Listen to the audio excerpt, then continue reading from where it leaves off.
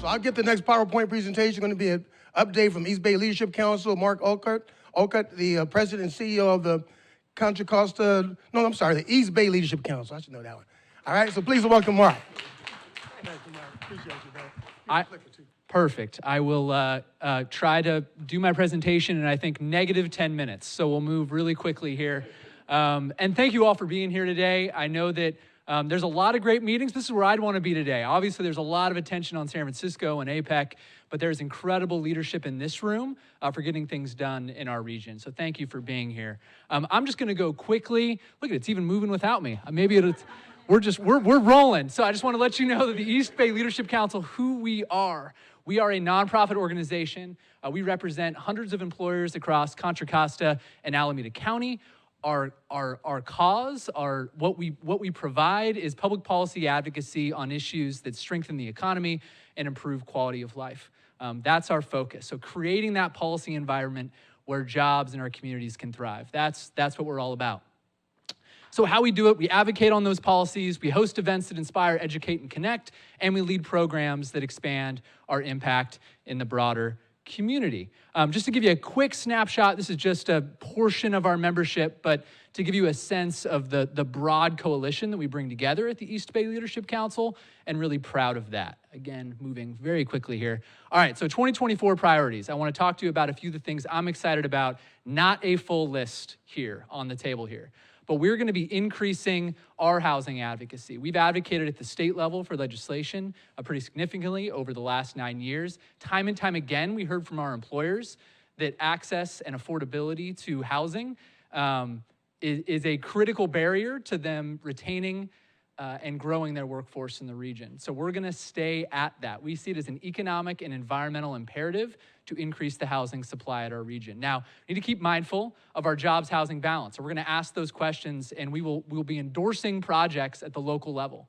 So we're going to put our values we're going to put our voice where our values are, and we're going to start speaking out. So you're going to start seeing me at your city council meetings, planning commissions, and we're setting a series of criteria for the kind of projects that we're going to endorse. It's going to be a high bar, but we are going to start endorsing housing projects in the region.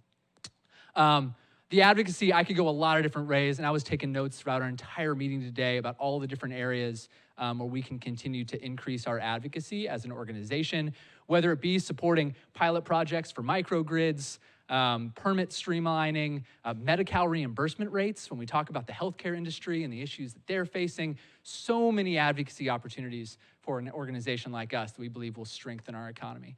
We're also gonna be taking a really close look at the ballot in November. There's gonna be a lot of things that could potentially impact our economy. Everything from vote thresholds, $20 billion potentially housing bond that we hope stays focused on housing and not a wide variety of other policy issues. $18 minimum wage, rent control, just to name a few. So we will be analyzing all of those and speaking out accordingly, and we hope to do that in coalition whenever possible. The next thing I will highlight is that we are proud of the opportunity that we have had. You'll see a separate logo there. I'm not going to dive into it for time. We have a C3 sister organization called the Contra Costa Economic Partnership, so a 501c3 nonprofit sister organization. I lead both. Our staff are staff of both. We have 2 separate boards of directors and financials. But because of that different organization, that's a little bit of a quieter organization, not advocacy focused, but we're really proud of the role that we played over the last 5 years to be the nonprofit home of innovative work-based learning program, an initiative and tool called Earn and Learn. We were able to do that. They're now scaling, moving beyond our nonprofit umbrella, and we're excited about identifying new opportunities for us to play that role for innovative work-based or workforce programs in the future, particularly related to the healthcare workforce, and really thankful for our partnership with the Workforce Development Board and Tamia's vision in that space. The next thing, and again, speaking of partnerships, I am really interested in helping to develop an economic indicator dashboard. We all know that this information that we try to access can be pretty disparate, right? It's hard to access. You're calling up me, you're calling up Steven, trying to find the right data you need to apply for a grant.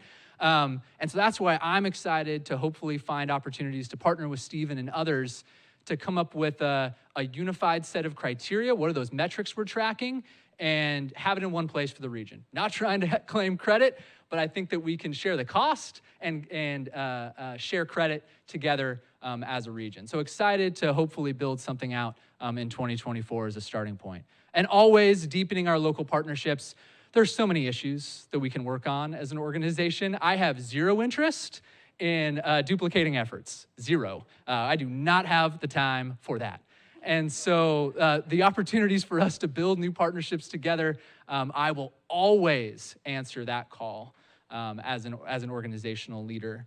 And just really quickly, we take the long view in terms of economic development, and we think about the long view as including the leaders in office. Right? So we started a candidate training program back in 2017 to help people learn how to run and win elected office. It's been really successful. We just finished our 4th cohort. Here are some of the places where the candidates have lived that went through the program. So pretty good geographic reach. I will say that if this was a heat map, it would be a lot cooler in Alameda County. So we have work to do to expand our reach in those spaces. But 40 graduates in total, 12 serving in office. Really thankful for that, the results there. BuildTheBench.com. The other piece through our 501c3, the Contra Costa Economic Partnership, again, taking this longer view at how we support and solve problems for our regional economy, is that helping to create a nonprofit board match program, helping nonprofits find the leaders they need to serve and play out their mission. So we call that Engage East Bay. We all know the essential role that nonprofits play and yet they struggle to recruit new board members. We had nonprofit leaders in our membership come to us several years ago and say, we're tired of going to San Francisco and tabling for board members. They don't represent our community. They don't understand the issues that we face. And so we decided, okay, well, we'll start. We'll try to do something. I will be honest with you, is at the beginning of the beginning. It's basically 2 forms, one that nonprofits fill out to tell us about their needs, another for individuals to fill out. When you fill out either one of those forms, you get an email with access to the full roster. That needs to scale. We thought we'd be able to play more of a role in matchmaking. We don't have the capacity to do that. So I think technology is gonna be the key here. I like to talk about it is we would love to create a Tinder. Swipe left, swipe right. When you have a mutual connection with a nonprofit, you get a notification and an example email for introduction. So I am seeking out in-kind contributions and an IT partner from some of our employers in the region, which maybe don't have the funds to fund it, but might have the folks who could help us build it. So that's something that we're working on, how we're gonna do it. Those are where some of the individuals have been in terms of mapping. Just to give you a sense, we've got about 60 nonprofits with like zero marketing, right? This is something that's been a little bit haphazard. About 65 nonprofits, like in the system, a similar amount of individuals. And if we're gonna actually serve our nonprofits, we need a lot more individuals in the pipeline. So partnering with our employers and tapping into their employer volunteerism programs, adding this as another step, I think will be critical. So again, not all of that is what you would call traditional economic development, but again, advocacy, events that we hope connect and inform and educate, and then programs that expand our impact. We really do take pride in being a nimble organization. If someone else can do this better, take it. And we'll take on other initiatives because we have no pride of ownership. But if we see a need and if we feel like there's an opportunity for us to step in the fold, we will. That's all I've got. Thank you. Any questions? That was not negative 10 minutes. Thanks, Mark. Appreciate you, buddy. Hello, Mark. That was nice. And thank you for all of you that have presented today. I have a burning question that after Mark talks, you guys can chime in. So we're here talking about economic development, and that includes attracting businesses, retaining businesses, right? So in Contra Costa specifically, most of you Contra Costa economic development leaders are here. I am curious what strategies we have around public safety. I'm curious what you're experiencing in the public safety area and with the issues that we're seeing and hearing and how it's affecting businesses coming, closing, the holiday shopping coming up, and there was a lot in the media this week about robberies, armed robbery and all that. So what are the strategies that your cities, that your organizations have around public safety? Thank so you. I will say that if there was one public policy issue for the last 30 years that the East Bay Leadership Council hasn't engaged with, it's probably public safety. So our ability to have expertise in that space will need to grow because we are hearing it more and more from our membership. I will highlight that Speaker Robert Rivas, there's a new assembly committee, select committee focused on retail theft. Notably, no representation from Contra Costa County on that committee. So I think it'll be critical that Contra Costa retailers are our voices heard in that process. So I'm already kind of starting to connect the dots there, and hopefully that story will be told. What the task and what the deliverables from that select committee, I think is also an opportunity for advocacy from organizations like ours. So that's what I'll say there as a starting point.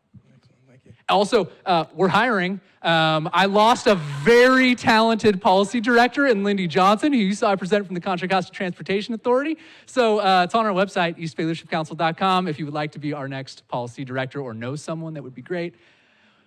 Great workforce, great career opportunity to connect with smart people. That's it. All right, thank you. Well, thank you, Mark. Appreciate that. Thank you.